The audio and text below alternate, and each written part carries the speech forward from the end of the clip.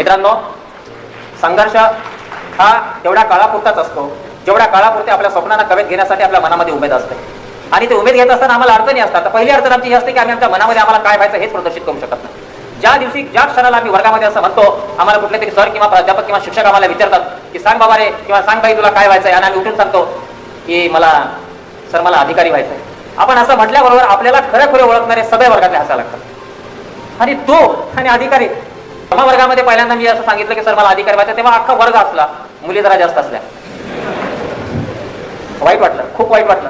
कारण एका मजुराचा मुलगा होतो, खेड्यातून जाणारा मुलगा, एका चांगल्या कॉलेजमध्ये शिकायला गेलो होतो. असं वाटलं खरंच की तडफेनं म्हणायला पाहिजे की सर मला अधिकारी व्हायचं. आणि मी जेव्हा असं म्हणालो तेव्हा मला जेव्हा जसा शॉक बसला, अगदी तसाच शॉक आपल्यापैकी 90% लोकांना बसत असतो. पण मित्रांनो, ज्या क्षणाला लोक हसतात त्या क्षणाला निश्चितपणे स्वतःचं आत्मपरीक्षण केलं गेलं पाहिजे की हे लोक मला का हसतात. जसं आपण आपल्या मित्रांना किंवा मित्रमैत्रिणीमध्ये जेव्हा आपण म्हणतो की मला अधिकारी व्हायचं, तेव्हा आपले मित्र खरं